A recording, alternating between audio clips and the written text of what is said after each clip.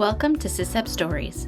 The stories and scenarios in this series highlight individuals using the competencies from the Implementation Practitioner Practice Profile. In this video, Co-Creation for Implementation Planning, we will focus on the following Implementation Practitioner competencies: developing teams, growing and sustaining relationships, understanding context, and co-learning. Let's begin.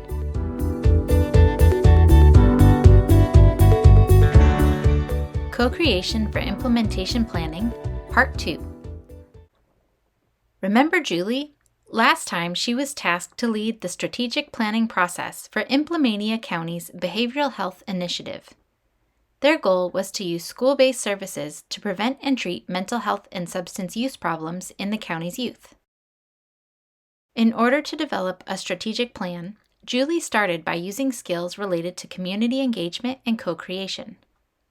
First, Julie pulled together a diverse community team that was representative of her county. Then she met with individuals from the team to build rapport and understand priorities. Finally, the team met and decided to conduct a needs assessment by sending a survey to the community.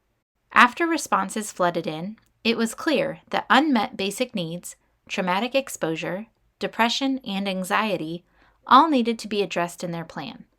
This leads to the final step for creating an implementation plan: co-learning. With these data in hand, Julie was ready to share the survey results with the team, but she needed a strategy to help build and focus the community team. The nominal group process was just the thing she needed. NGP is a useful strategy when a diverse group needs to set priorities or make a decision on a complicated issue. It's also useful for helping all members of a group be heard and contribute ideas. NGP is very helpful when a team is new or when some members are more vocal than others. Julie wanted to use this nominal group process to help the team set its high-level goals for the project. She also knew an NGP could help build the team's cohesion and sense of purpose. Typically, there are 5 steps in the nominal group process.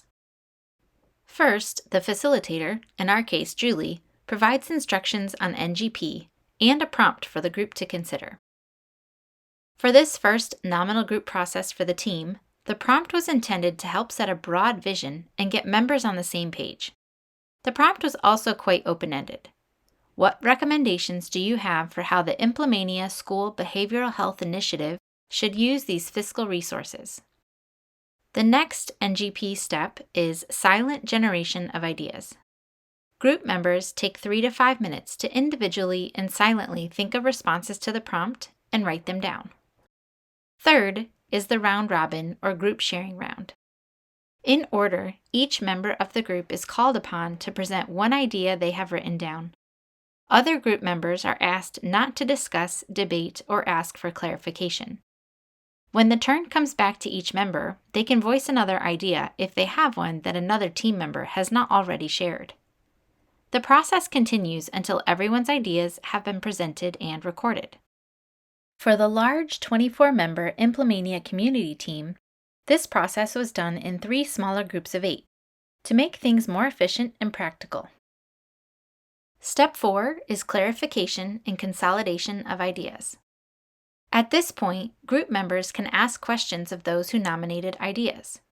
With help from the facilitator, the group also combines or consolidates similar ideas to streamline for the final step, which is Step 5, voting and ranking. Here, group members vote on the ideas they like the most. To do that, Julie gave each team member 5 sticky dots, which they placed on the ideas they liked the best. Julie then tallied the votes for each idea and presented the final ranking to the group. For the Implemania community team, the top vote getters were: develop a countywide structure that provides leadership supports to implement the program. Invest in programs across all 3 tiers of school support. Use proven strategies and programs at each tier. Staff and fund the oversight and implementation effort. It's important to note that the needs assessment and nominal group process were just the first steps. To develop and implement the full strategic plan for the Behavioral Health Initiative, further activities remained: creating a logic model, building the implementation plan with sustainability in mind, establishing work groups, and developing an evaluation plan. Nonetheless, by using skills and techniques focused on building teams, understanding context, growing and sustaining relationships, and co-learning, these initial steps facilitated engagement and co-creation, established the basic priorities for the team, and set a tone for successful implementation. Thank you for viewing this video.